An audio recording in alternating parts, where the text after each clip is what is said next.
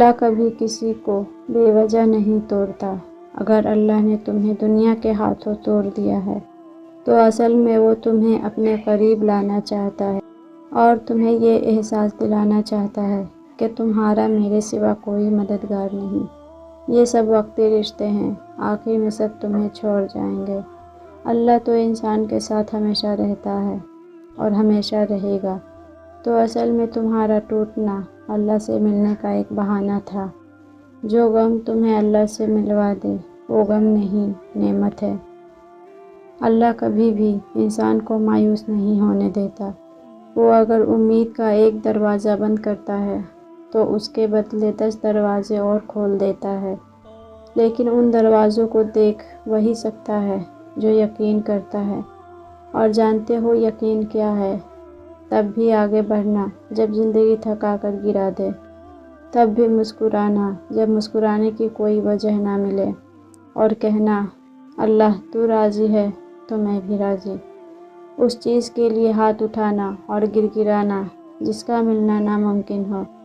یہ یقین کی وہ کیفیت ہے جب انسان کا دل چیخ چیخ کر کہتا ہے میرا رب قادر ہے ہر شے پر۔ جب انسان یقین کر لیتا ہے تو کیسے ہو سکتا ہے کہ وہ پھر دو جہانوں کا بادشاہ اسے اپنی طاقت کے جلووں سے محروم رکھے۔ پھر تو میرا رب کہتا ہے تو نے اب مجھ پہ یقین رکھا ہے نا، تو پھر دیکھ میں کہاں کہاں سے کیسے کیسے اسباب پیدا کرتا ہوں۔ پھر وہ وہاں سے وسیلے بھیجتا ہے کہ انسان دیکھتا رہ جاتا ہے۔ بس پھر ہر محرومی سے وہ انسان کو آزاد کر دیتا ہے اور اپنی محبت کی قید میں رکھ لیتا ہے۔ اور جس کو وہ اپنی محبت میں قید کر لے اس کے مقدر کی تو کیا ہی بات ہے۔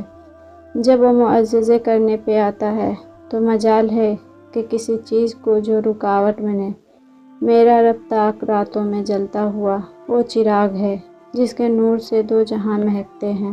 جب تم گہرے درد میں سوالی بن کے اللہ کے سامنے جاتے ہو، جب تم بے بیاں خاموشیاں لے کے اللہ سے فریاد کرتے ہو، جب تم اپنی خطاؤں کی ٹوکری لے کے اس سے رحم کی بھیک مانگتے ہو، تو وہ اپنی ساری رحمت سمیت کے تمہارا استقبال کرتا ہے، اپنے پرسکون سی یاد میں لپیٹ کے دنیا کے ہر درد سے آزاد کرا دیتا ہے، اپنے نور سے تمہارا بکھرا ہوا دل پر نور کر دیتا ہے۔ بس اس کی طرف آنے کی ذرا سی دیر ہے۔ اللہ حساب رکھتا ہے ہر اس بات کا جس پر تم نے دکھے دل کے ساتھ صبر کر لیا تھا، جب تم نے نم آنکھوں کے ساتھ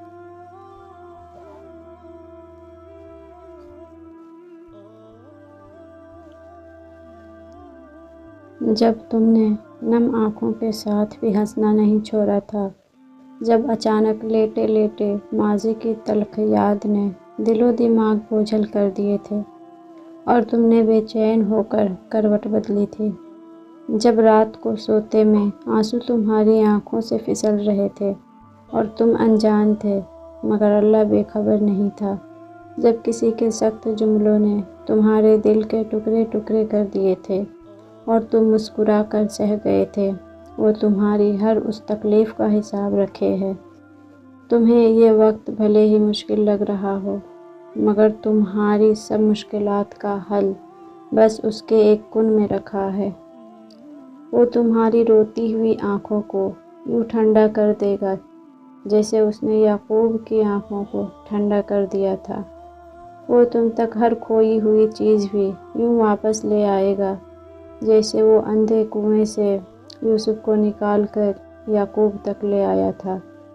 کیا ہو سکتا ہے اور کیا نہیں یہ سوچنا تمہارا کام نہیں، تمہارا کام بس دعا کرنا ہے۔ پھر دیکھو وہ ایسے معجزے لائے گا کہ تمہارے رونگٹے کھڑے ہو جائیں گے۔ سو تم بس وہ کرو جو تمہارا کام ہے، اللہ بھی تو وہی کر رہا ہے جو اس کا کام ہے۔